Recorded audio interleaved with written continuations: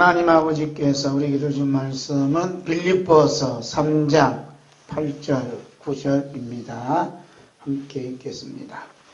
또한 모든 것을 해로 여김은 내 주 그리스도 예수를 아는 지식이 가장 고상하기 때문이라. 내가 그를 위하여 모든 것을 잃어버리고 배설물로 여김은 그리스도를 얻고 그 안에서 발견되려 함이니 내가 가진 의는 율법에서 난 것이 아니요 오직 그리스도를 믿음으로 말미암은 것이니 곧 믿음으로 하나님께로부터 난 의라. 아멘. 쉬운 성경에 기록된 말씀을 함께 또 읽겠습니다. 그것들뿐만 아니라 이 세상 그 어떤 것도 내 주 예수 그리스도를 아는 것과 비교가 되지 않습니다. 예수 그리스도를 위하여 나는 모든 것을 버렸습니다. 모든 것이 쓰레기처럼 아무런 가치가 없다는 것을 이제야 합니다. 이로써 나는 그리스도를 알게 되었습니다. 또한 그리스도 안에 하나가 되는 기쁨을 얻었습니다. 내가 율법을 지켜서 하나님께 구원을 얻은 것이 아닙니다. 하나님은 내 믿음을 보시고 나를 얻었다 하시며 자녀 삼아 주신 것입니다. 아멘. 오늘 하나님 아버지 앞에서 은혜 받고자 말씀의 제목은 지식과 전쟁. 함께 합시다. 지식과 전쟁. 첫 번째로 시작과 끝입니다. 전쟁은 그 인류가 시작되면서 시작되었고, 전쟁은 인류의 마침으로서 전쟁도 마쳐요. 그 전쟁의 중심에는 뭐가 있느냐? 지식이 있습니다. 인류가 탄생하면서 시작된 그 전쟁은 지식의 전쟁이었습니다. 하나님께서 자기의 형상대로 창조한 아담에게 첫 번째 내린 명령은 지식의 전쟁에 대한 말씀이었습니다. 전쟁은 게임이 아닙니다. 전쟁은 놀이가 아니에요. 전쟁은 죽느냐 사느냐는 생사가 달려 있습니다. 그런데 전쟁의 주체는 사람이 아닙니다. 전쟁의 주체는 하나님이십니다. 하나님께서 죽이기도 하시고 살리기도 하시는데 그 중심에 뭐가 있냐면 지식이 있습니다. 하나님께서 자기 형상대로 지음받은 아담조차도 죽이시겠다고 하는 그 지식, 그 어떤 지식인가? 창세기 2장 16, 17절에 말씀하고 있습니다. 함께 봅니다. 여호와 하나님이 그 사람에게 명하여 이르시되 동산 각종 나무의 열매는 내가 임의로 먹되 선악을 알게 하는 나무의 열매는 먹지 말라. 내가 먹는 날에는 반드시 죽으리라 하십니다. 무슨 나무예요? 선악을 알게 하는 나무예요. 그래서 선과 악을 알게 한다는 것은 뭐냐 하면 이게 안다는 것은 지식이에요. 지식. 그죠? 지식. 그래서 지식인데 이 지식의 나무를 먹지 말라. 그러면 어떻게 해요? 반드시 죽는다. 이렇게 말씀을 해요. 이것이 뭐냐면 지식의 전쟁이라 해요. 할렐루야. 지식의 전쟁이에요. 아는 것이 얼마나 중요한지 몰라요. 아는 것. 그런데 선악을 아는 지식은 이건 반드시 죽는 지식이에요. 반드시 죽는 지식. 그래서 우리가 인류가 이렇게 이 땅에 사는 이유가 뭐냐? 이 아담 하와가 이 열매를 먹었기 때문에 그 죄값으로 살아요. 무서운 거예요. 하나님께서 선악을 알게 하는 나무의 열매를 먹는 날에는 반드시 죽이시키겠다고 선언하셨습니다. 아담은 훗날 하와의 말을 듣고 선악을 알게 하는 나무 열매를 먹음으로 말미암아 하나님의 죽음의 심판을 받았습니다. 그 내용이 에덴 동산에서 쫓겨나서 평생 땀 흘리면서 평생 해산의 고통을 겪으면서 수고하는 것이다. 이렇게 말씀을 하셨어요. 따라서 하나님께서 아담의 후손은 어느 누구든지 살아있다고 하지만 죽은 자로 보시는 거예요. 아담의 후손은 누구예요? 하나님께서 보실 때는 죽은 자다. 이렇게 보시는 거예요. 모든 아담의 후손은 그 성령님께서 바울사도를 통해 고린도전서 15장 22절에 아예 그냥 못을 확 박아놨어요. 뭐라고 못을 박아놨나? 함께 보겠습니다. 아담 안에서 모든 사람이 죽은 것 같이 그리스도 안에서 모든 사람이 삶을 얻으리라. 아담 안에서 모든 사람이 어떻게 해요? 모든 사람이 죽었다는 거예요. 죽었다. 누가 보시기에? 하나님께서 보시기에. 아무리 우리가 떵떵거리고 잘났다고 큰 소리 쳐도 너는 죽은 자야. 너는 송장이야. 하고 하나님이 이미 심판 내렸어요. 이게 죽은 자라 하니까 이제 신학에서는 뭐라고 하냐면 하나님을 떠난 자다. 이렇게 얘기하는 거예요. 하나님을 떠난 자 누구라 그래? 죽은 자다. 이 말입니다. 그래서 요즘 죽은 자들이 판을 쳐요. 나 살았다고. 지는 죽지 않겠다고 판을 치는 세상이 됐어요. 하나님께서는 무슨 소리냐? 너는 죽은 자다. 이렇게 얘기해요. 그래서 그리스도 안에서 어떻게? 모든 사람이 삶을 얻으리라. 그리스도 안에서. 그래서 아담 아니냐, 그리스도 아니냐 하는 것을 중요한 거예요. 그래서 아담 안에서 그리스도 안으로 들어오는데 통로가 어떤 통로에? 십자가 통로. 십자가로만 오는 거예요. 할렐루야. 십자가 경유하지 않냐고서는 절대로 올 수 없어요. 절대로 올 수 없어요. 십자가를 통해서만 올 수 있어요. 십자가를 통해서만. 십자가를 통해서. 뭔가를 통해서요? 십자가를 통해서만 오는 거. 십자가 아니고는 안 돼. 십자가를 통해서. 그 십자가 아니고서 나는 살 수 없다는 거예요. 바울사도가. 십자가 외에는 나는 결코 자랑할 것이 없다는 거예요. 그런데 이 십자가에 대해서 우리는 잘 알아야 돼요. 십자가를 통하지 않으면 그리스도 알 수 없어요. 그래서 예수님이 십자가로 말미암아 아담 안에서 죽은 자를 다 품고 십자가에 죽으신 거예요. 그래서 예수 그리스도를 믿는 사람은 어떠냐? 십자가를 믿는 사람이에요. 그 십자가를 믿으면 어떻게 우리는 삶을 얻는다. 그래서 그리스도 안에서 우리가 어떻게? 다 산 자다. 누가 보시기에? 하나님께서 보시기에. 할렐루야. 자, 우리 함께 볼까요? 창세기 3장 17절에서 19절 봅니다. 아담에게 이르시되 내가 내 말을 듣고 내가 내게 먹지 말라 한 나무의 열매를 먹었은즉 땅은 너로 말미암아 저주를 받고 너는 내 평생에 수고하여야 그 소산을 먹으리라. 땅이 내게 가시덤불과 엉겅퀴를 낼 것이라. 내가 먹을 것은 밭의 채소인즉 내가 흙으로 돌아갈 때까지 얼굴에 땀을 흘려야 먹을 것을 먹으리니 내가 그 것에서 취함을 입었습니다. 넌 흙이니 흙으로 돌아갈 것이니라 하시니라. 아멘. 선악을 알게 한 나무의 열매가 뭐냐? 이거에 대해서는 이제 여러 가지 논쟁을 일으키고 있어요. 선악을 알게 한 나무가 뭐냐? 신학적으로 또 교단적으로 또 교파적으로도 해석이 좀 다르게 나타나고 있어요.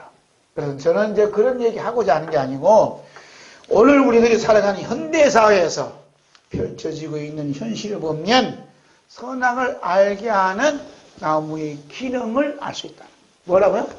선악을 알게 하는 이 지식. 이게 지식을 가르쳐서 한마디 말하면 죽은 지식이다.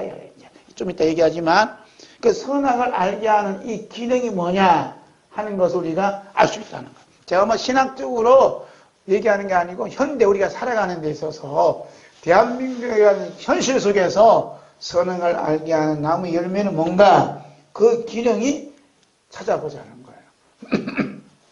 제가 의도적으로 찾아보려고 한 게 아니고 말씀 중에 성령님이 감동을 주셔서 이 현실 속에 선악을 알게 하는 나무가 이것이다 하고 가르쳐 주셨어요. 아멘.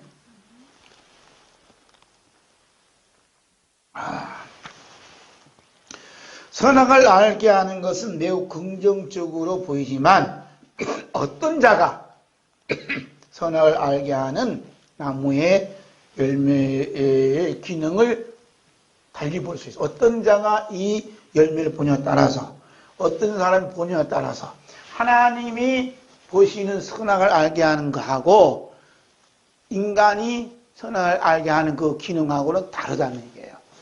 아셨죠? 예? 선악을 알게 하는 기능을 악마가 자리 잡고 있는 자가 갖고 있는 선악을 알게 하는 나무의 기능은 어떤 기능이냐? 이거예요. 누가? 악마가 그 마음에 자리 잡고 있는 자가 선악을 알게 하는 나무의 기능을 보면 딱 두 가지예요. 내 편은 좋고 내 편이 아닌 자는 죽이는 거예요. 그래서 선이 뭐냐? 내 편이 선이에요. 내 편에 들어온 사람 다 선이고 내 편이 아닌 사람은 어느 누구든 악이 되는 거예요. 이런 시스템이 가요. 아셨어요? 그래서 내 편에 있는 사람이 선이기 때문에 무슨 짓을 해든 1번 위안부 할머니 팔아먹어서 아파트 사고 뭐 해서 해도 죄가 안 되는 거예요. 아셨죠? 내가 무슨 짓을 해도 무슨 부정선거라고 뭘 하든 이 죄가 안 되는 거예요. 근데 목사님이 사전선거 했다고 붙잡아갖고 감옥에 가둬놨다 이 말이에요. 왜? 내 편이 아니기 때문에. 내 편이 아니기 때문에. 이것이 뭐냐면 선악을 알게 하는 나무의 기능을 가진 특징이다 이 말이에요. 이런 시스템이 지금 대한민국에 꽉 찼습니다. 꽉 찼어. 그렇게 되니까 어떻게 됐어요? 그렇게 되니까 어떻게 돼요? 반드시 죽게 돼 있습니다. 반드시 망하게 돼 있어요. 망하게 돼 있어요. 그러니까 이 내 편이 아닌 자, 내 편이 아닌 자 죽이고 내 편인 자는 이렇게 살리는 이 시스템이 북한의 시스템이고 중공의 시스템이고 이것이 뭐냐? 공산주의 시스템이다 이 말이에요. 네? 아셨어요? 그러니까 모든 공산주의 뿌리 어디냐? 성경에서 나온다 이거. 성경에서. 공산주의 창시자가 예수 안 믿는 사람 아니에요. 예수 믿는 사람이에요. 김일성도 예수 믿는 사람이에요. 그 외할머니고 믿음이 좋은 분이요. 새벽기도 열심히 나갔던 분이요. 그 새벽기도 따라다녔던 분이냐? 북한의 종교 창시자인 김일성, 창시자 김일성이다 말이에요. 여러분, 이게 공산주의 사상 가진 사람들이 하나님 모르는 아무도 없어. 하나님 잘하는 사람이에요. 그런데 그 속에 누가 들어가셔서 이 악마가 들어가서 이 짓거리 하고 있는 거예요. 그래서 어떤 상처를 입어서 그분이 그렇게 됐나, 그분이 그래야지, 그분이 그렇게 됐나, 악마로 표현했나 모르지만, 이 상처를 타고 들어온다니까요. 항상. 그래서 이 선악을 알리하는 나무의 기능이 뭐냐, 내 편인 자는 어떤 자라도, 조국이 무슨 짓을 하든 그 마누라 무슨 부정을 하든 다 품고 가는 거예요. 그런데 내 편이 아닌 자는 조금만 뭐가 틈이 나서 그냥 잡아먹는 거예요. 그래서 제1번으로 잡아먹은 사람이 누구예요? 박근혜 잡아먹잖아요. 요즘 젊은 사람들이요, 문재인 찍은 사람들이요, 내 손, 이거 찍으면 좋겠다는 거예요, 지금. 여러분, 우리가 일 안 하고 그냥 정신없이 살아가지만, 여러분, 이게 판국이 팔아서 반드시 죽게 되면요, 망하게 되면, 주님께서 뭐라 하냐, 땅이 너를 저주한다잖아, 땅이. 이 땅이 저주한다는 이 하나님 말씀이 아셨네. 땅이 내게 가시 덤불과 엉겅퀴를 낸다잖아, 땅이. 이 죽는다는 것은 하나님과 관계가 끊어진 얘기하고, 땅이 뭐냐면 가시와 뜬금귀를 넣는다, 이 말이야. 하셨어요? 우리 뭐 지난주 농사 짓고 있지만, 땅이 가시와 엉겅퀴를 낸다는 얘기는 여기 영양소가 없다는 얘기예요. 예? 지금 뭐 심어도 곡식 잘 자라잖아. 근데 지금 점점 이제 가시 덩굴이 나와서 가시 덩굴만 판치는 그런 영향이 있지, 곡식을 심으면 곡식이 안 나와. 벼를 심으면 벼가 안 나와. 팥을 심으면 팥이 안 나와. 고구마 심으면 고구마가 쫄만 아니야. 점점 악해진다. 산성화된다. 이러한 땅이 저주를 받은 자가 그냥 북한이야. 이 선악을 알게 하는 그 하나님 말씀은 빈틈이 없어요. 한치도 오차가 없어요. 반드시 그렇게 된다니까. 그래 어떤 자가 북한에 가고 야 북한이 옛날보다 더 발전됐다고. 평양이 아무리 발전돼도 껍데기예요. 진짜 아는 것은 농촌에 가봐요. 농촌에. 그래서 어떤 목사님이 동영상 올렸어. 미국 사람이 지금 북한 가서 찍어놓는지 몰라. 핸드폰으로 찍었는지 모르지만 핸드폰 찍은 것 같아. 딱 찍었는데 북한 사람들이 사는 생활을 2020년 생활했어요. 우리 어렸을 때 그 생활은 비교가 안 돼. 차가 어디 있어요? 포장이 어디 있어? 우리 집사람 양촌 가면 골목마다 포장돼 있잖아요. 그건 포장이 없는 거야. 그럼 니 아까 끌고 다니고 그냥 했는데 여자들 다 빼짝 말라갖고 뚱뚱한 사람 아무도 없어. 그게 거기 다이탈라 북한에 가서 살면 돼. 그건 자연적으로 다 있어야 돼. 뚱뚱한 사람 아무도 없고 뱃살 나면 아무도 없어. 그냥 약간 끌고 애들 옛날 우리 이제 애들 켰을 때 그냥 부대기 툭 끌고 그런 데가 어딨어요. 그거 좋다고 하나 되잖아. 하나 된다잖아. 왜냐하면 선악을 알게 하는 나무의 지식, 이 죽은 지식이요. 이 지식을 먹은 자의 모습이 그렇게 같다. 지금 대한민국 시스템 이걸로 끌고 가고자 모든 행정기관이고 모든 기관 그거 돼 있어요. 청와대가 주동이 되어서. 안 썼어요? 내년부터 이제 뭐 전기세가 확 오른대요. 원조를 깨부셨으니까. 모든 것이 이게 뭐 선악을 알게 하는 나무의 열매에 먹는 거란 말이에요. 그래서 요즘 하는 말이 뭐냐면 내로남불이라고, 내로남불이라는 말이 유명한 거예요. 그 선악이 알게 하는 나무 뭐냐? 현대용어로는 내로남불. 이게 무슨 말이에요? 내로남불. 내로남불의 말이 이게 유행인데, 내가 하면 로맨스고 남이 하면 뭐냐면 불륜이다. 내가 하면 좋은 거고 남이 하면 불륜이요.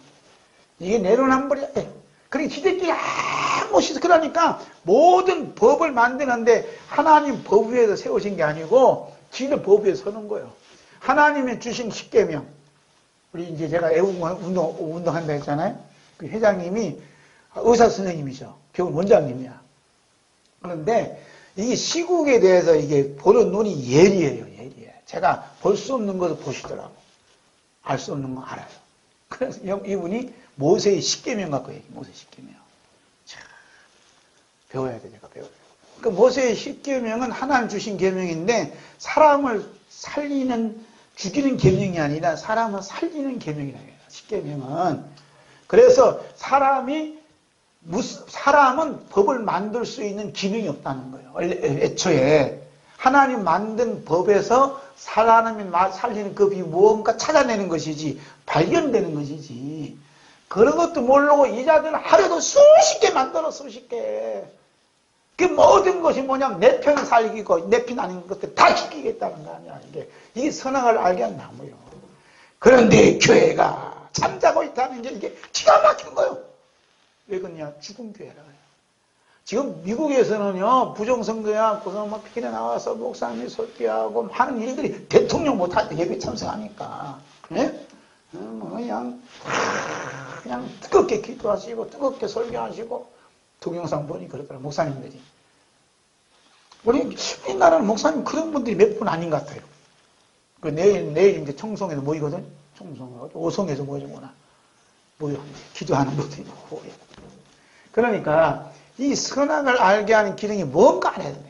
이것이 뭐냐, 끝뿌리거든요. 에덴 동산 창세기 2장에 나오는 그 열매구나. 이제 우리는 다 망하게 되었구나. 볼 수 있는 거예요.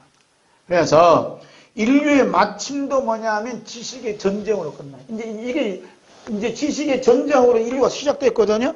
인류가 마치는 것도 이 세상 종말도 뭐냐, 지식의 전쟁으로 끝나요. 아셨죠? 지식의 전쟁 어떻게 끝나는가 보겠어요? 우리 주 예수 그리스도께서 다시 오셔서 질문하신 게 뭐냐면 우리 주 예수 그리스도 알고 계시느냐 알지 못하시냐는 예수님의 지식에 달려있어요. 인류가 시작되면서 지식된 그 지식은 선악을 알게 하는 나무의 열매를 먹음으로 말미암아 하나님의 죽음의 심판을 받아 에덴에서 쫓겨난 거예요. 근데 마지막 지식의 전쟁은 뭐냐? 주체는 나한테, 사람한테 있는 게 아니고 예수님한테 있다. 누구한테 있다고요? 마지막 전쟁은 뭐냐? 예수님한테 있어요. 예수님. 예수님께서 너 박정훈 아는가 모르는가 하는 거야. 예수님께서 날 아시는가? 예수님이 아시네. 예수님의 지식에 있다. 예수님의 지식에. 예수님이 날 알고 계시는 분은 천국이고 예수님 너 모른다 하면 지옥이에요. 예수님의 지식이 달려있다니까요. 인류의 시작은 내가 아담과 하와가 잘못된 죽음의 지식 가짐으로 멸망에 이르렀다면 이제 마지막 지식은 예수님이 아심으로 말미암은 천국이고 예수님이 모른다 그러면 지옥이라 이거예요. 어디가 맞춰져 있어요? 예수님께 맞춰져 있다. 인류가 시작하면서 치른 지식의 전쟁의 주체는 나예요. 내가 어떤 지식을 갖고 있느냐에 따라서 천국이 되고 지옥이 갈라져요. 그렇지만 인류가 마치면서 치른 지식의 전쟁의 주체는 우리 주 예수 그리스도이세요.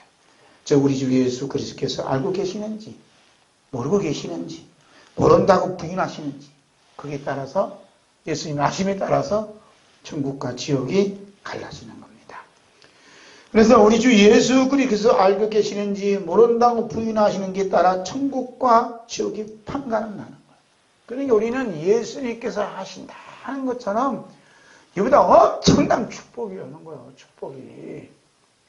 오늘 아침에 제 아내하고 이제 동영상을 봤어요. 유튜브를. 그 젊은 사람이 이제 거기 사랑제일교회에서 강의를 하는 거지. 강의한 거 본 거예요. 젊은 애가. 그래서 자기는 정광훈 목사님 만나고 너무 존경했다 그래요. 그래서 말씀은 다 듣고 예수 믿게 됐는데 예수 믿음으로서 말미암아 친구들이 다 떠나갔다 이거예요. 그래서 내 곁에 오직 예수님 한 분밖에 없대. 오직 예수님 한 분밖에 없는 것이 나에게 너무너무 큰 축복이라고 간증하더라고. 응? 간증하는 거예요. 그렇기 때문에 이게 예수님을 아신다면, 예수님께서 나를 아신다는 것은 엄청난 큰 축복이에요, 축복. 나도 내가 예수님 아시는 것도 아는 삶도 굉장히 큰 축복인데, 예수님 나 같은 거, 버림받을 수밖에 없는 나를, 사람들이 다 나를 싫다고 다 떠나갔는데, 예수님이 날 알고 계신다. 예수님이 아시님이 천국과 지옥에 갈라집니다. 우리 주 예수 그리스도께서 이 문제에 대해 이미 비유로서 자세하게 말씀하셨어요. 그 말씀이 누가복음 13장 28절부터 함께 봅니다. 3페이지 보겠어요.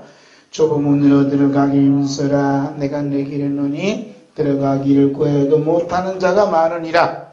집주인이 일어나 문을 한 번 닫은 후에 너희가 밖에 서서 문을 두드리며 주여 열어주소서 하면 그가 대답하여 이르되 나는 너희가 어디에서 온 자인지 알지 못하노라 하리니 그때 너희가 말하되 우리는 주 앞에서 먹고 마셨으며 주는 또한 우리를 길거리에서 가르쳤나이다 하나 그가 너에게 말하 이르되 나는 너희가 어디에서 왔는지 알지 못하노라 행악하는 모든 자들아 나를 떠나가라 하리라.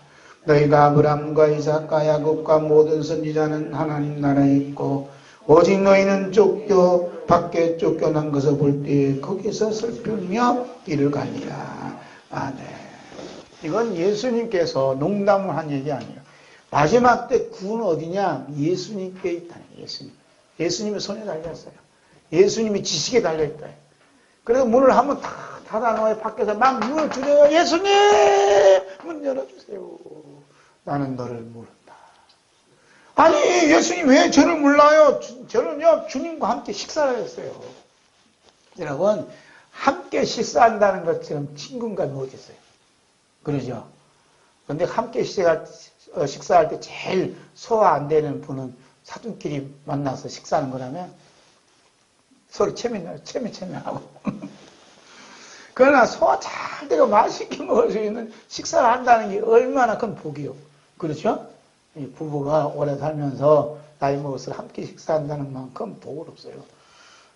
그냥 그래요. 먼저 가봐. 밥 맛있겠어.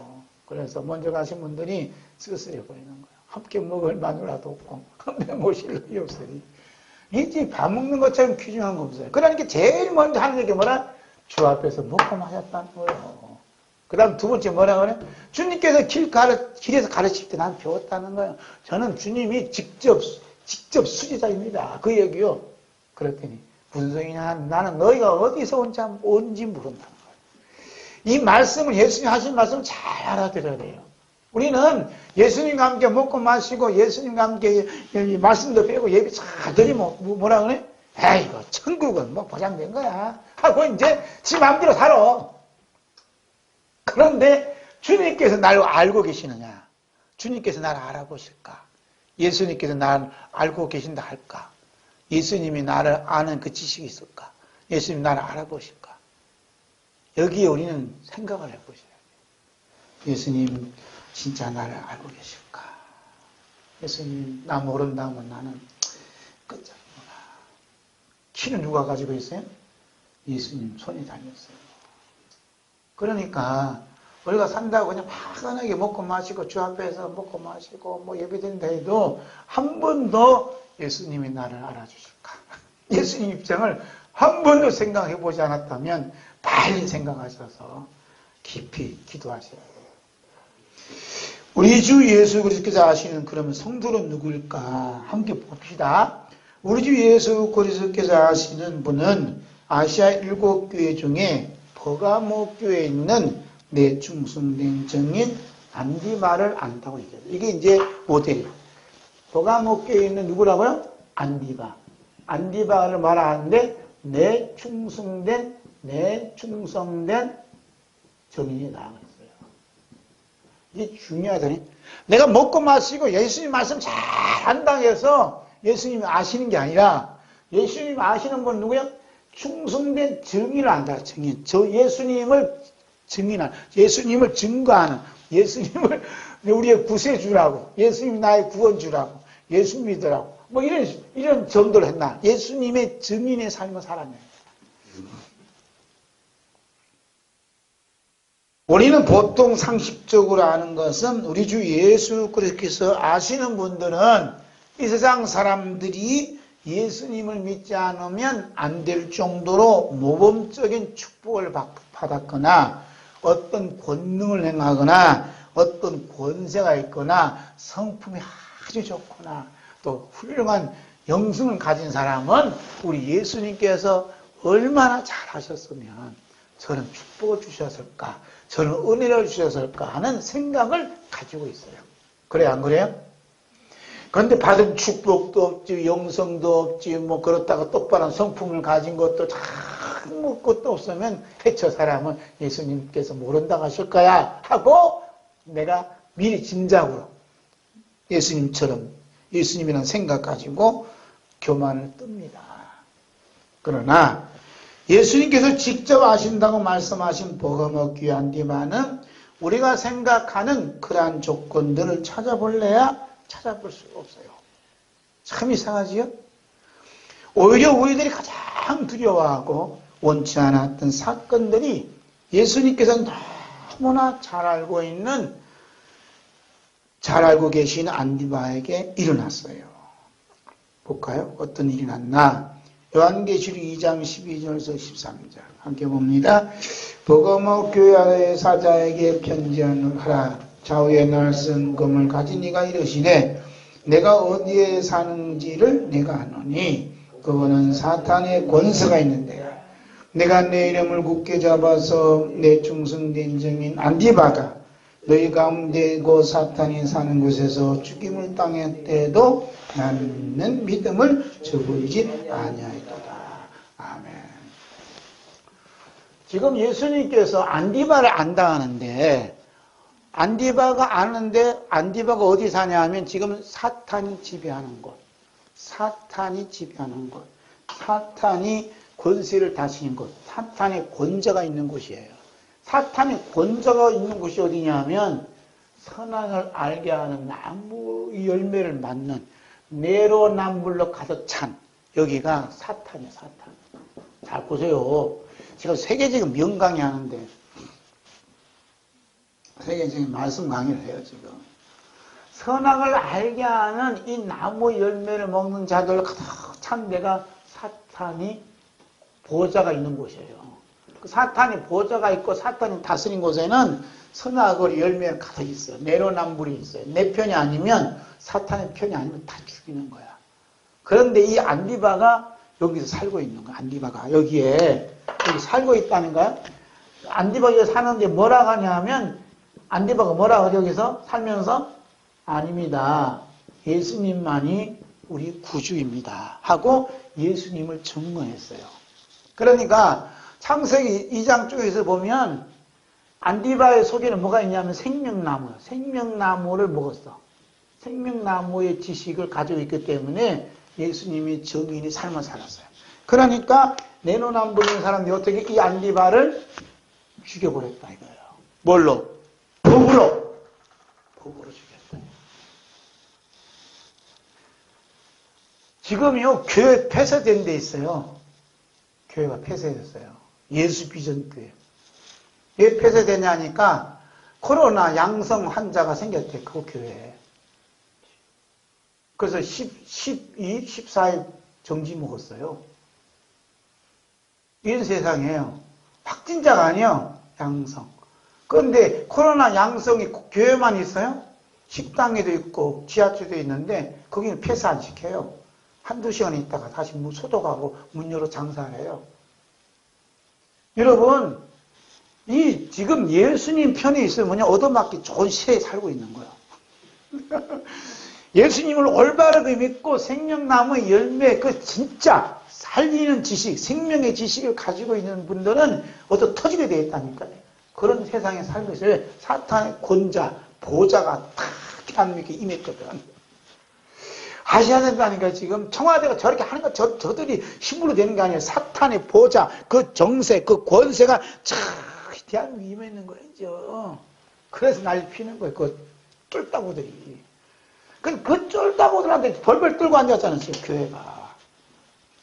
사탄을 보지도 못하고. 네?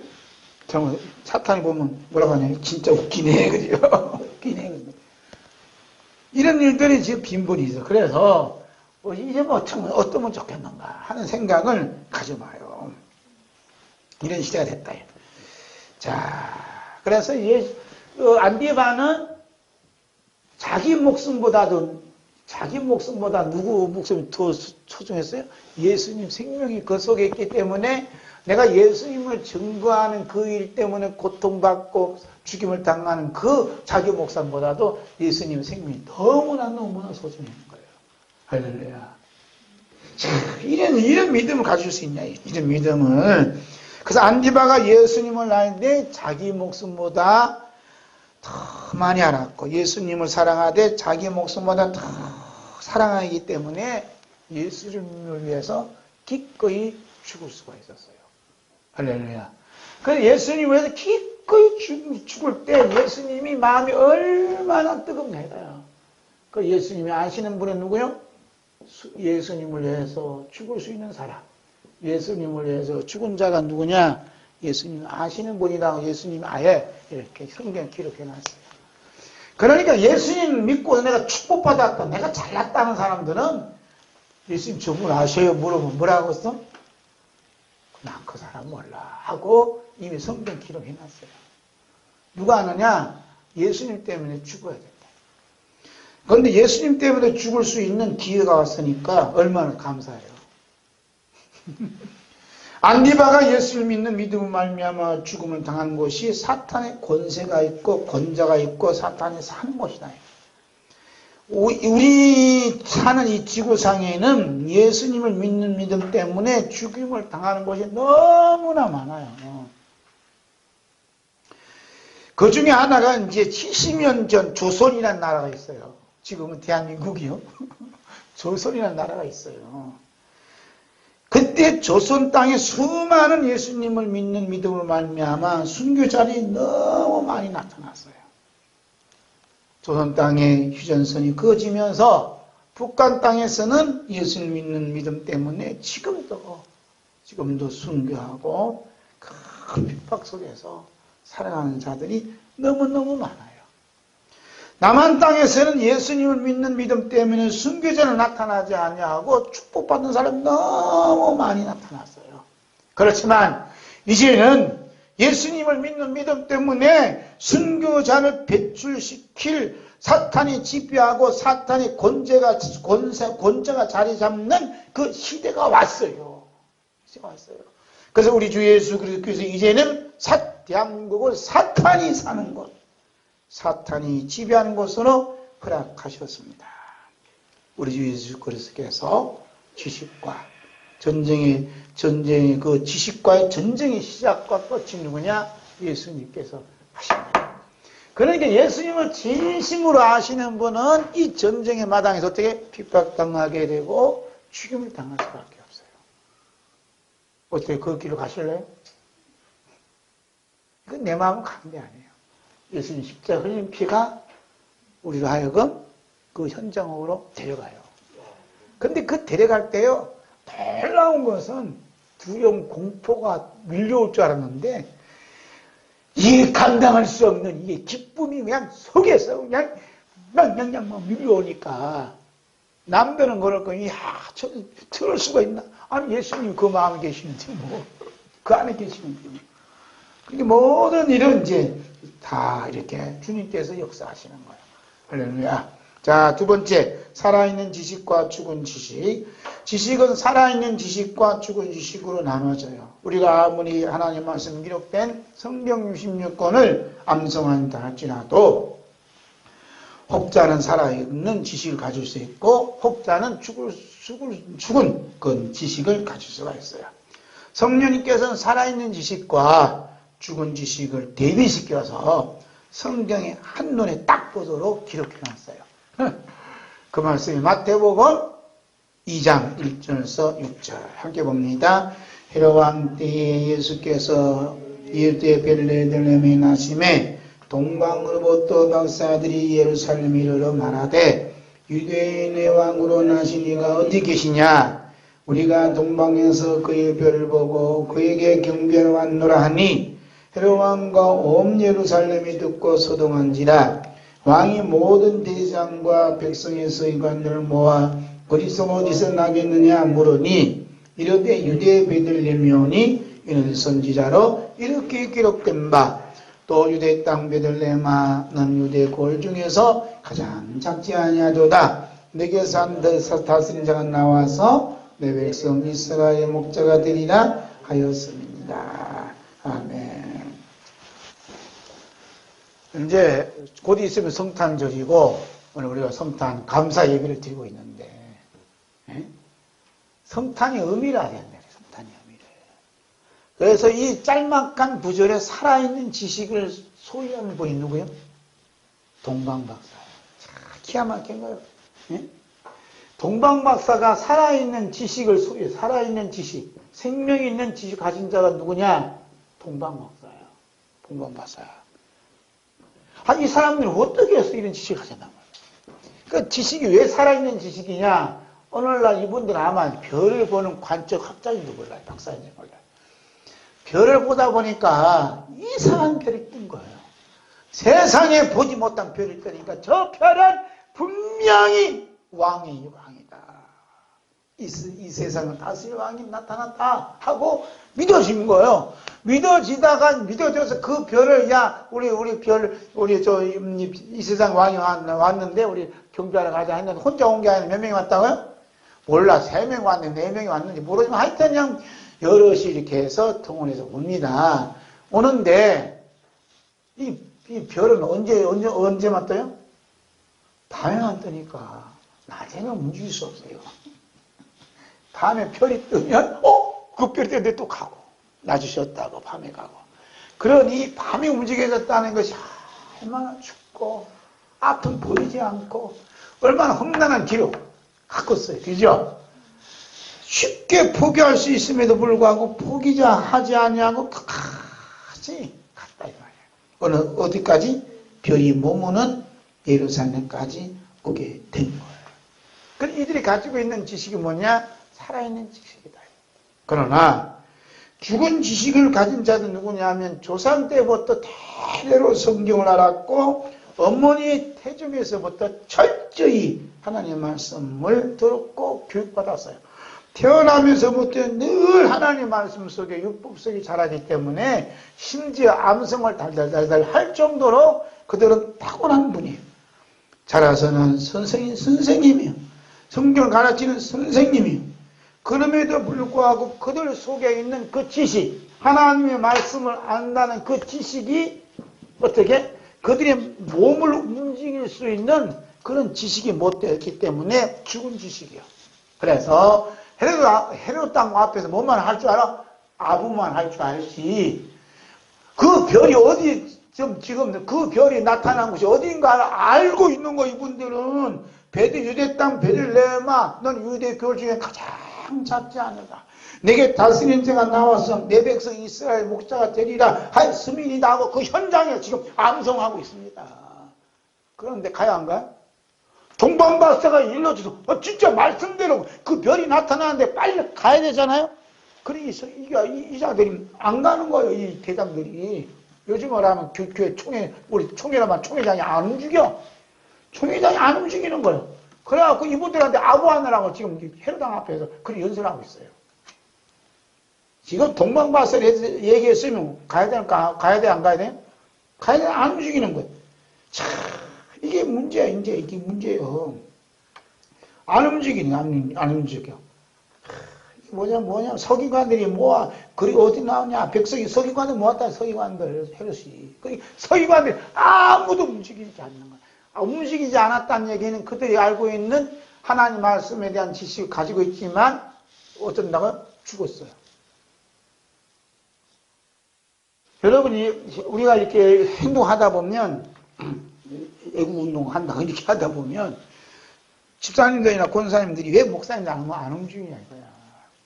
차량 시위하는데, 예? 좀 와서 10분만 오면 힘이 되겠는데 안 오냐, 이거요. 문땡땡이 나쁘고, 현 정부가 나쁘고, 모든 거 나쁘고, 부동산 뭐 어쩌고 다 나쁘고, 다 뺏겨야 된다니까, 지금. 삼성 그럼 뭐 120조라면 뭐가. 그런데 4억만 유산 물려주고 나머지 국가가 다 뺏어가겠다는 법을 만들잖아요.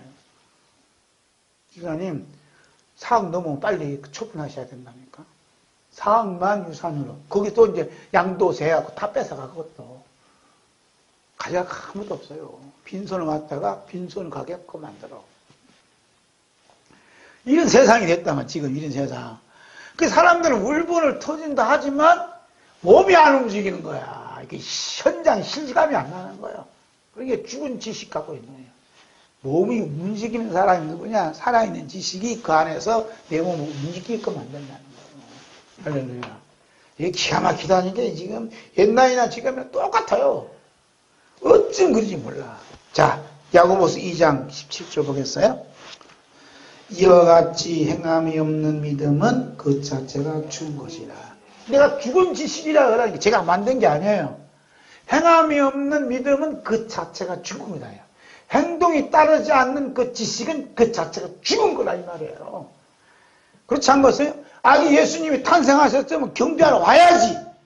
동방박사 이방 사람들 와서 알려주시면 서기관한테 움직이고 가서 경배해야지. 서기관 중에 아무도 안 갔어요. 아무도 안 갔어. 이게 성탄절이라는 거야. 뭐 성탄절이라는 게 뭐 기쁘고 하고 뭐 요즘 뭐 캐롤송도 아무것도 없고 뭐 가게도 그런 거 안 팔아요. 요새는 점점 식어져 가는 성탄절 시기. 그렇지만 교회 안에서도 마찬가지야. 교회 안에서도 여러분 이게 참 신기한 일이야. 우리 주 예수 그리스도께서 살아있는 지식과 죽은 지식의 중심에 서 있어요.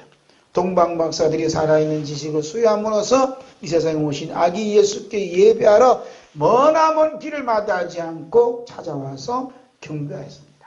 그러나 구약 성경의 박사들인 서기관들은 아기 예수님께서 태어날 장소까지 말씀을 통해 알았지만 동방박사들이 와서 직접 알려주었지만 현재 권세와 권력이 장악하고 있는 헤롯 왕 앞에서 떠나 아기 예수님께 찾아갈 수 있도록 하는 지식이 살아서 역사할 수가 없었어요.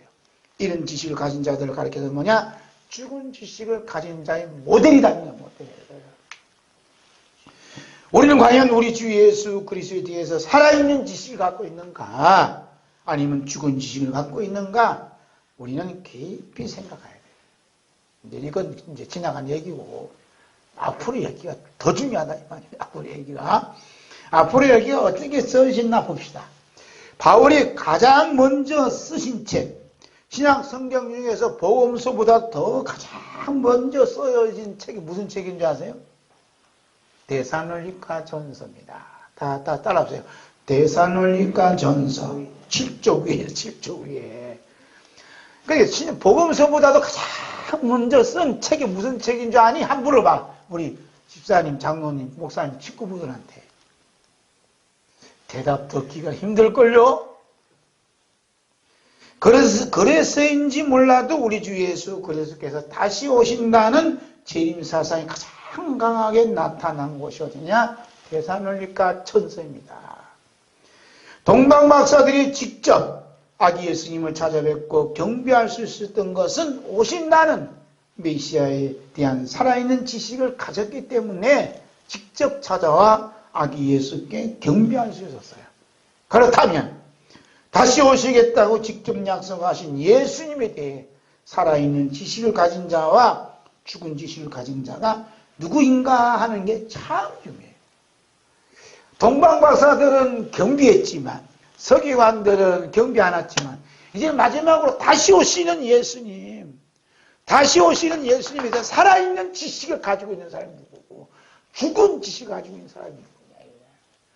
얼마 전에 어느 전사님 만나고 얘기하는데 내가 자꾸 살아있는 다시 오시는 예수님 얘기하니까 아니 2000년 동안 예수님 다시 오신다 했는데 안 오셨잖아요. 자기 생각에는 자기가 살아있을 때 안 올 것 같아.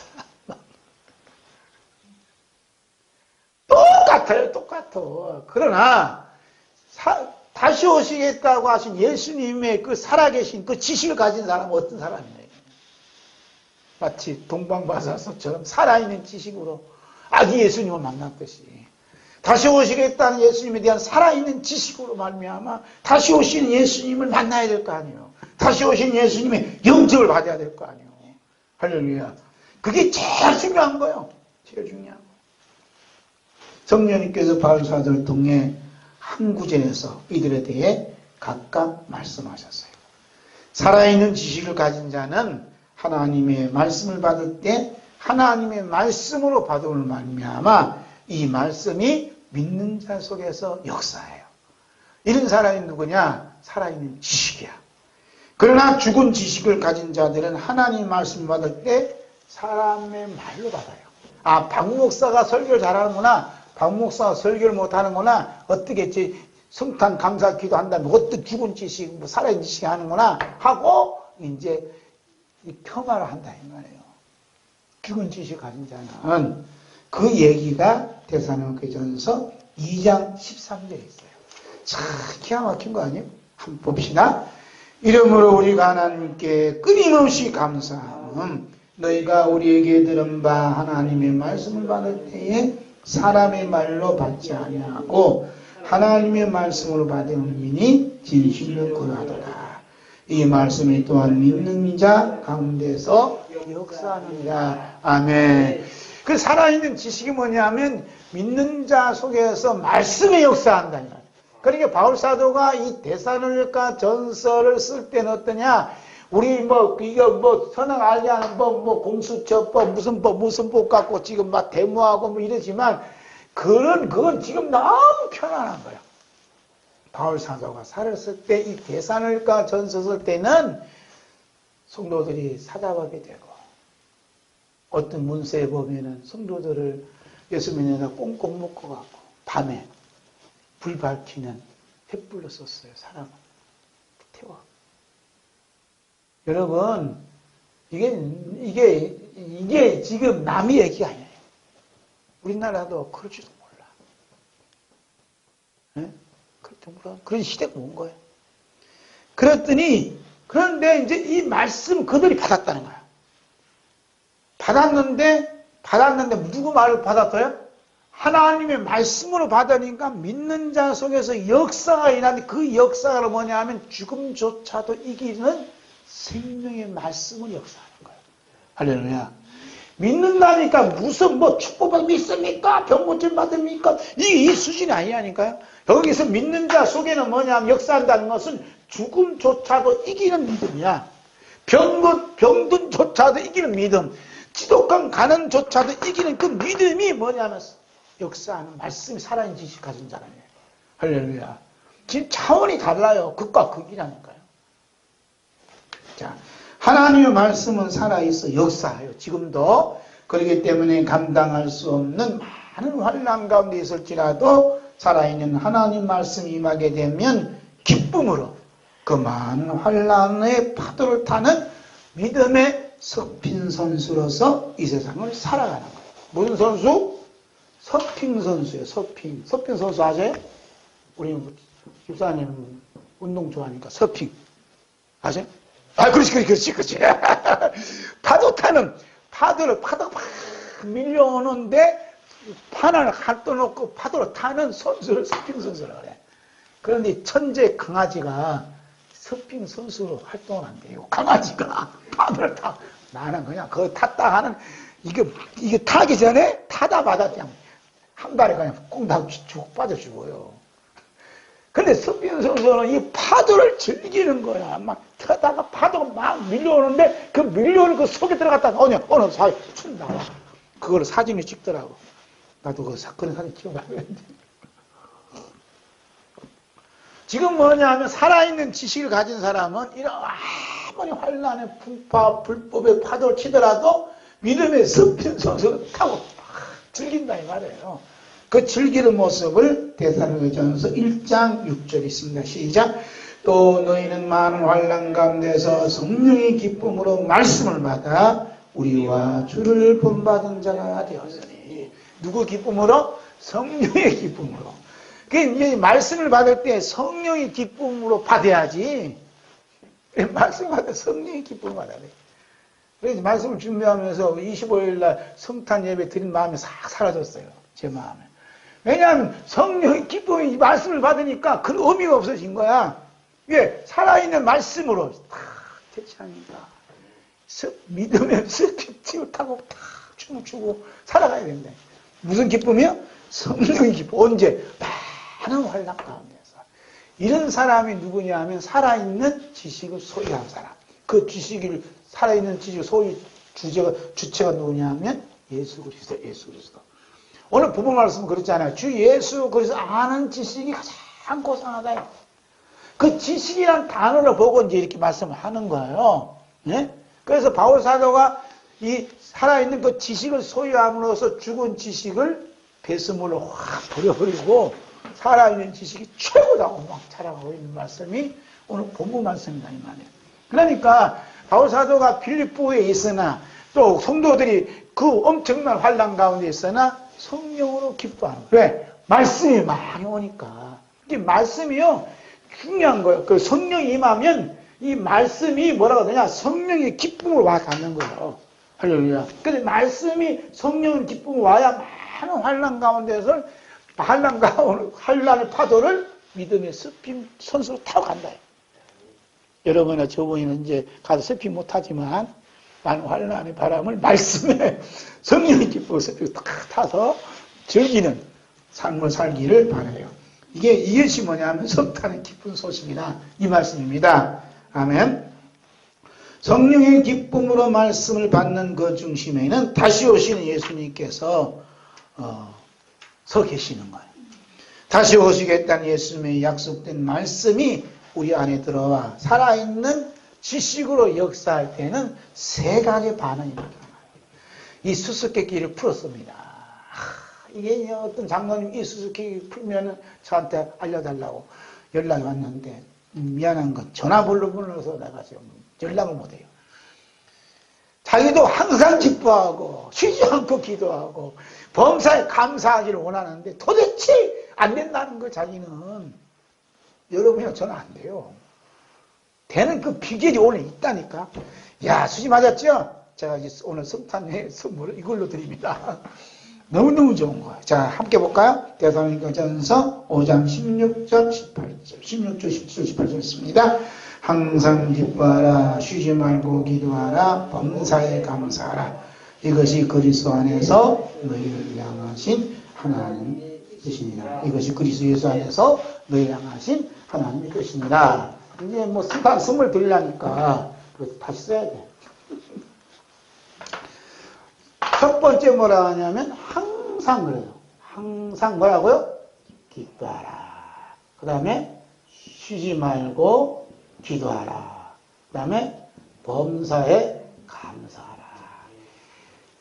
이게 이제 전체적인 문맥을 보면 전체적인 것을 보지 못하면 이걸 뭐 어디다 초점을 맞추냐면 나한테 초점을 맞춰. 나한테.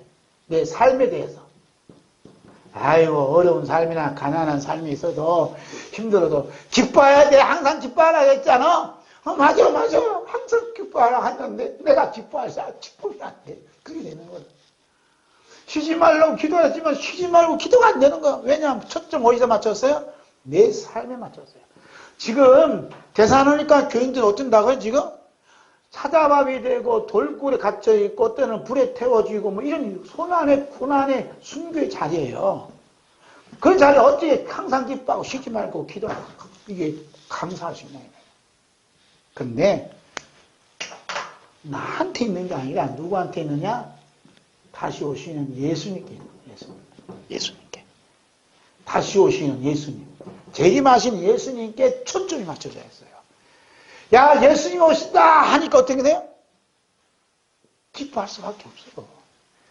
또 예수님 오신다 그러니까 어떻게? 쉬지 않고 감사 기도할 수밖에 없어요. 예수님 오신대요. 예수님.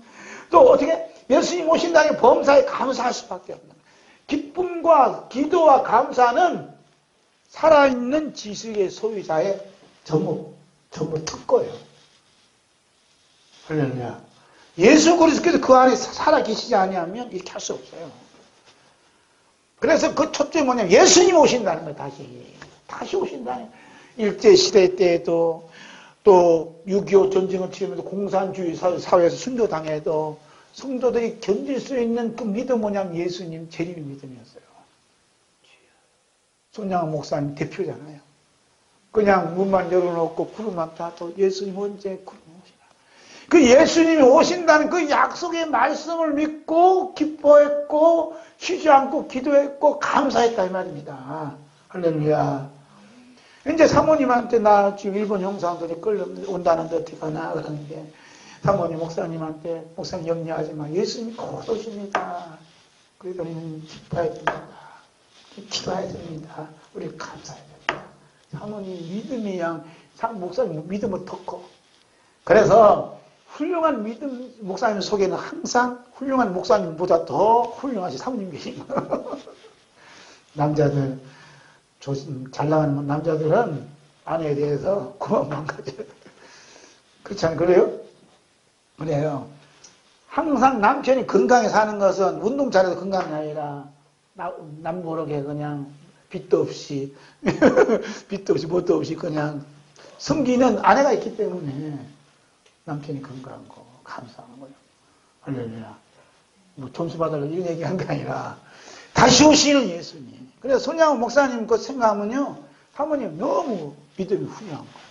할렐루야. 그러니까 남자들이 밖에 나가서 일할 수 있고 일하는 것도 아내의 그 뒷받침 그러한 모든 일들이 더 크기 때문에 일할 수 있는 거예요. 늘 감사하죠? 감사해요. 감사해요.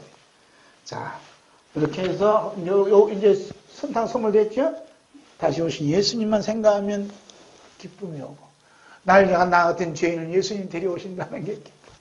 내가 이렇게 해야 이것들한테 맨 얻어 터져도 오신다는 게 기쁘고, 오시는 예수님 바라보면서 오십니다. 우리 예수님 오십니다. 그 기도예요, 그게. 예수님 곧 오십니다. 하는 게 기도라니까요. 예수님 기도하십니다. 기도하고, 오시니까 어떻게? 모든 일이 범사에 감사하죠. 오시면 어떻게 우리는 자리 걸 하고 나는 간다는 말이에요. 할렐루야.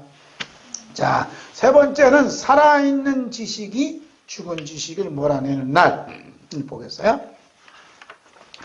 우리 예수님께서 다시 오시는 마지막 날에 살아있는 지식을 가진 자와 죽은 지식을 가진 자에 대해서 10처녀의 비유를 통해 자세히 말씀하셨어요. 마태복음 25장 1절 13절입니다. 그때 전부는 마치 등을 들고 신랑을 맞으러 나간 10처녀와 같다리니 그 중에 5은 일어나고 5은 슬기는지라. 미련한 자들은 등을 가지되 기름을 가지지 아니하고 슬기는 자들은 그릇에 기름을 담아 등과 함께 가져갔더니 신랑이 드디어 물어 다 졸며 잘새 밤중에 소리가 나되 보라 신랑이로다 맞으러 나오라 하매 이에 그 처녀들이 다 일어나 떡을 준비할세 미련한 자들이 슬기는 자들이 이르되 우리 등불이 꺼져가니 너희 기름을 좀 나눠달라 하거늘 슬기 있는 자들이 대답하되 하이르되 너희가 쓰기에 다 부정할 거 아니니 차라리 파는 자들에 가서 너희 쓸 것을 사라 하니 그들이 살아간 사이에 신랑이 오므로 준비하였던 자들은 함께 혼인잔치에 들어가고 문은 닫힌지라 그 후에 남은 처녀들이 와서 이르되 주여 주여 우리에게 열어주소서. 대답하여 이르되 진실로 너에게는 오니 내가 너희를 알지 못하노라 하였나이다. 그런즉 껴있어라. 너희는 그날과 그때를 알지 못하느니라. 아멘. 마지막 예수님 뭐라 했다가 내가 너희를 알지 못하느라. 마지막 심판이 뭐냐? 예수님 모른다는 게 심판이에요. 여러분, 예수님이 나 같은 죄인을 지금도 알고 계십니까? 이게 믿음이 오면요, 이건 걷잡을 수 없는 큰 기쁨이고 살아가는 힘이 되는 거예요. 다 그냥 그 젊은 청년이건 다 떠나갔는데 예수님 홀로 한 분 계신 너무 큰 축복이라고 오늘하고. 야, 예수님 만난 사람은 그렇게 하는 거야. 예수님께서 천국을 신랑으로 맞아 나간 열처녀와 같다고 말씀하신 것은 다시 오시는 예수님에 대해서 우회적으로 이렇게 말씀하는 겁니다. 9쪽 위에 있어요. 설계는 5처녀와 미련한 5처녀는 이미 정해져 있습니다. 설계 있는 5처녀는 살아있는 지식을 소유한 자이고 미련한 5처녀는 죽은 지식을 소유한 것을 비유로 말씀하고 있어요. 설계 있는 처녀와 미련한 처녀는 그들의 외모에 있는 게 아니에요. 그들이 소유한 지식에 있어요. 다시 오시는 신랑을 맞으러 나가는 사람 보면 누가 설계 있는 처녀인지 누가 미련한 처녀인지 알 수가 없어요. 그렇지만 신랑이 모든 처녀들이 잠이 든 깊은 잠밤에 찾아오시는 신랑을 맞이하기 위해 등불을 밝히는 처녀는 자신이 보이는 것이 아니라 자신 앞에 다가오는 신랑만 보이는 거예요. 이제 설명을 해요. 우리가 옛날에 이제 전기불이 없을 때 화장실 가잖아요. 그러면 이제 등 간단 말이에요. 그러면 등 켜면 등을 들고 있는 사람 보여 안 보여? 안 보인다. 등불이 저 밖에 보이는 거예요. 그 신랑을 맞으러 나가는 삶이 뭐냐? 등을 들고 나가는데 불을 밝히는 사람은 자기가 안 보이고 누가 보여? 예수님만 보인다. 할렐루야. 이거 기막힌 그냥 보편적인 것 같지만 기막힌 비밀 아니에요? 그래 안 그래요? 다 알고 있는 비밀이에요. 저는 이 말씀이 그냥 성령이 주시는 순간 얼마나 깜짝, 야, 진리는 보편 속에서 우리 삶 속에 숨겨져 있구나 하는 걸 알았다. 그걸 어떻게 해석하냐 봅시다. 우리가 살아가는 오늘은 영적으로 보면 어두움이 깊은 밤이에요. 칠흑 같은 깊은 밤이야. 하나님께서는 천사들을 보내서 뭐라고 하냐? 보라! 신랑이로다! 맞으러 나오라! 하고 외치고 있어요. 그렇지만 대부분의 사람들은 어떠냐면 천사들이 보라! 신랑이로다! 맞으러 나오라! 하는 음성을 들어요? 못 들어요? 못 듣지. 오늘 이제 이런 음성을 듣는 이제 선물을 드리려고 그래요. 크리스마스 많죠? 보라! 뭐라 그래요? 보라! 신랑이로다! 맞으러 나오라! 하는 음성이 들려온다 이 말이에요. 다른 사람은 다 잠자고 있는데 많이 들려왔다. 얼마나 큰 기막힌 소리나요. 그러기에 예수님께서는 뭐라고 말씀하시냐면 마태복음 13장 16절에 그러나 너희 눈은 봄으로 너희 귀는 들음으로 복이 있도다. 아멘. 예수님이 복이 있다고 하시는 눈은 봄으로 들음으로 복이 있다.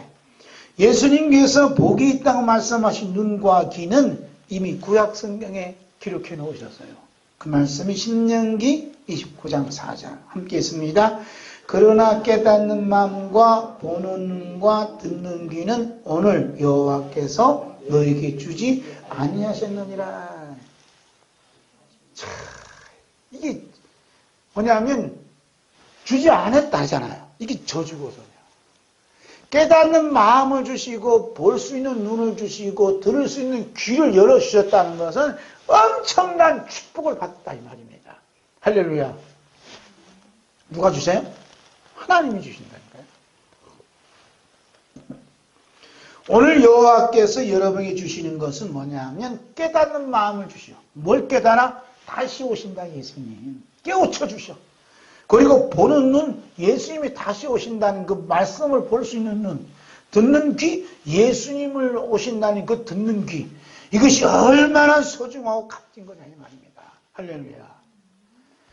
여호와 하나님께서 주시는 깨닫는 마음, 보는 눈, 듣는 귀의 중심은 이 세상의 비밀이 아니라 하나님 비밀인 우리 주 예수 그리스도십니다. 이것은 제가 생각해낸 것이 아니라 이미 우리 주 예수 그리스도께서 직접 말씀하셨어요. 요한복음 5장 39절 봅니다. 시작. 너희가 성경에서 영서 얻는 줄 생각하고 성경을 연구하거니와 이 성경이 곧 내게 대하여 증언하는 것입니다. 그러니까 하나님께서 그들이 깨닫는 마음, 그 다음에 볼 수 있는 눈, 들을 수 있는 귀를 주지 않았다는 것은 그들에게 다시 그때 이제 구약 성경을 말하면 오시는 예수님을 맞이할 수 있는 그 마음, 볼 수 있는 눈, 들을 수 있는 귀가 막아버렸다, 하나님께서. 그런데 누구한테 열어주냐? 열어주는 사람 따로 있다는 거예요. 할렐루야. 자, 보세요. 우리 예수님께서 아기 예수님으로 이 세상에 오셨을 때 성령님께서 보낸 천사들의 방문을 받고 아기 예수님의 탄생 소식을, 기쁜 소식을 들은 복된 사람을 성경에 기록해 놨어요. 그 말씀이 누가복음 2장 8절에서 14절 봅니다. 그 지역의 목자들이 밤에 밖에서 자기 양떼를 지키더니 주의 사자가 곁에 서고 주의 영광이 그들을 두루 비춤에 크게 무수하는지라. 천사가 이르되 무수하지 말라. 보라, 내가 온 백성이 미친 큰 기쁨의 좋은 소식을 너에게 전하노라. 오늘 다윗의 동네에 너희를 위하여 구주가 나셨으니 곧 그리스도 주시니라. 너희가 가서 강보에 쌓여 그 위에 있는 아기를 보리니 이것이 너에게 표적이니라 하더니 원론이 수많은 전군이 그 천사들과 함께 하나님을 찬송하이로되 저기 높은 곳에서는 하나님께 영광이요 땅에서는 하나님이 기뻐하시는 사람들 중에 평안하다 하니라. 아멘. 예수님이 처음에 아기 예수님 오실 때도 캄캄한 밤이었어요. 그러죠? 그런데 그 기쁜 소식을 하나님께서 천사를 보낸 누구한테 보냈다고요? 대제사장한테, 서기관들한테, 바리새인들한테, 하나님을 참 믿는 유대인 모든 사람 아니요. 목동들한테. 이때 목동들은 아마 이 양들의 주인이 아들이 아니라 종이 아닐까 추측을 해요. 그 종인데 누구냐? 유대인이 아닌 이방인 종이 아닐까 추측을 해요. 그러니까 이 목동은 외모적으로 아무 보잘것 없어요. 무슨 냄새만 나요? 양. 그런데 하나님께서 이 천사를 그들에게 보냈다. 봐라, 기쁜 소식을 내게 전하라. 할렐루야. 이제는 우리의 큰 기쁨의 소식이 뭐냐면 예수님은 다시 오십니다 하는 보라 신랑이로다 맞으러 나오라 하는 것이 가장 큰 기쁜 소식이다 이 말입니다. 할렐루야. 지금 천사가 와서 외쳐요 저한테. 보라 신랑이로다. 신랑들이 예수님을 맞이할 준비하라 한다 하는 소리가 제 귀에 들려온다 이거예요. 말하자면 지금 신랑을 맞으러 나오는 열처녀들은요 이 소식을 들었어요. 다 듣는데 못 듣는 사람들 엮이지도 못해. 근데 듣는 사람들 중에 이제 분별이 생기는 거야. 기름이 있느냐 없느냐 차이야. 등에 등불을 기름이 있는 사람은 끝까지 신랑을 맞이할 때까지 기다리고 있어요. 그러니까 천사가 보라 신랑이로도 맞아라 할 때는 그 신랑이 지금 와 있어요 안 있어요 지금? 안 왔어요. 지금 온다는 거 얘기뿐이야. 이 컴컴한 밤에. 마찬가지로 지금도 보라 신랑이로 맞아라 하는 소리가 사방팔방으로 퍼져도 퍼지지 않는 교회가 너무 많아. 제가 요한계시를 한다니까요. 목사님 요한계시를 우리 교단에서 설교하는데 별로 없잖아요 그러더라고. 그렇지. 그러니까 큰일이지. 그러니까 WC 빠지고 뭐 NCK 빠져있지. 큰일 났다니까 지금. 큰일 났으니까 우리는 빠져나와야 된다 하고서 지금 탈퇴해야 된다 하고 내일 모인다니까 지금. 떠지는 분들이 사방팔방에서 모여요. 부산에서 올라오고 청주 광주에서 올라오고 이런 일이 벌어지는 거야. 이런 일이 지금. 이렇게 보라 신랑이라다 하는 메시지가 없다는 거야. 알자면 그러니까 천사가 들려줄 메시지가 없는데 누구한테 들렸어요? 지금 저기 들판에는 목동한테 보냈어. 그 들판 목동이 누구냐? 말씀기 박목사예요. 아무도 없잖아요. 들판이야, 들판. 벌판이 교인이 있어. 누구 아무도 없잖아요. 목동보다 제가 잘생겼지. 어쨌든 양복 입었으니까. 어쨌든 간에 그냥 보라. 기쁜 소식이 뭐냐면 보라 신랑이로다. 예수님 오신다는 것처럼 큰 기쁜 소식이 없다. 2000년 전에는 아기 예수님이 탄생하신 것처럼 큰 기쁜 소식이 없듯이 앞으로는 예수님 오신다는 것처럼 기쁜 소식이 없다 이 말이에요. 그런데 보라 신랑이로다. 예수님 오신다는 그 소식을 기쁜 소식으로 받는 게 아니라 또 이 땅에 태어났구만 이렇게 받아들이니까 그들의 종말은 그냥 볼 것 없지요. 자, 보세요. 오늘 이제 10조 밑에 그렇다면 오늘날도 성령님께서 천사들을 보내어 보라 신랑이로다 맞으러 나오라고 외치는 소리를 듣는 귀는 복된 사람이에요. 그럼 여러분 듣고 계시니까 복된 사람인 줄 믿습니다.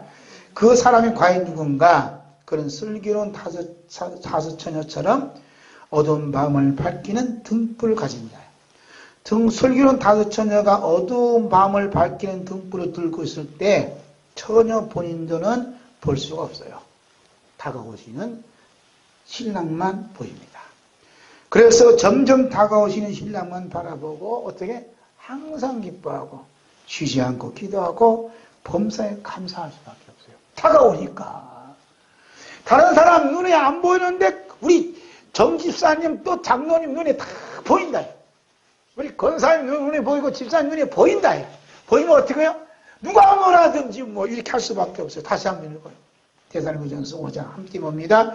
항상 기뻐하라. 쉬지 말고 기도하라. 범사에 감사하라. 이것이 그리스도 예수 안에서 너희를 향하신 하나님의 뜻입니다. 아멘. 컴컴한 밤에 등불을 켜는데 해보다 더 밝은 빛이 가지고 있는 신랑이 한 걸음 한 걸음 자기를 그냥 데리러 오는 그 모습이 보이면 어떻게 하세요? 기뻐할 수밖에 없지요. 기도할 수밖에 없지요. 감사할 수밖에 없지요. 내가 가난해도 아무도 없이 다 떠나가도 감사할 수밖에 없어요. 예수님 날 데리러 오시는데 지금 저기 앞에서 바울 사도도 슬기로운 다섯처럼 어두운 밤을 밝히는 등불로서 다시 오시는 주 예수 그리스도를 맞으러 나가는 성도로서 살아왔음을 오늘 본문 말씀에 자세하게 기록하고 있습니다. 이 얘기하려고 지금 1시간 가까이 한 것 같아요. 즉 다시 오시는 우리 주 예수 그리스도의 영접을 받을 수 있는 슬기로운 다섯 처녀의 삶, 살아있는 지식을 소유한 사람은 바로 이렇습니다 라고 성령이 밝혀놨어요. 이렇습니다. 그 말씀이 오늘 본문 말씀 빌보서 3장 8절 9절이에요. 함께 봅니다. 또한 모든 것을 내로 여기면 내 주 그리스도 예수를 아는 지식이 가장 고상하기 때문이라. 내가 그를 위하여 모든 것을 잃어버리고 배설물로 여기면 그리스도를 얻고 그 안에서 발견되려 함이니 내가 가진 너희는 율법에서 난 것이 아니요 오직 그리스도를 믿음으로 말미암은 것이니 그 믿음으로 하나님께로부터 난 의라. 아멘.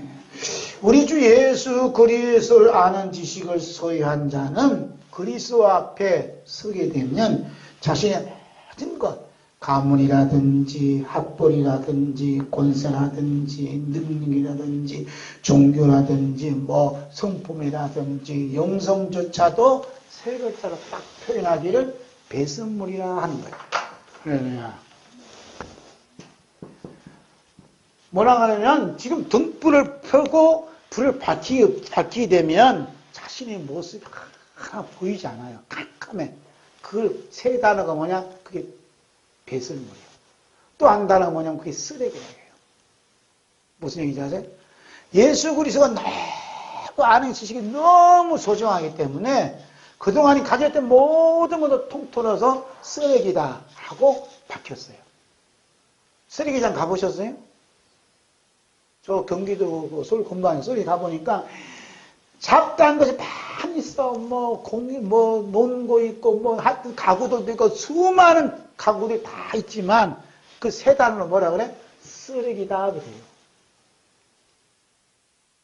그래서 등불을 다시 오시는 예수님을 보라 신랑이로다는 맞으라는 천사의 음성을 듣는 사람들 어떤 사람이냐? 자기에게 주어진 모든 것들이 아파트 100평 살아나 한 달 월급 1000만 원 받아도 그게 뭐예요? 다 쓰레기에 불과하다고 여겨버린다 이거예요. 그렇습니까? 여러분 그래요? 쓰레기 안 여기죠. 쓰레기처럼 여기지 않은 사람은 이 소리 못 듣는 거. 등은 가졌지만 기름이 없는 거예요. 참.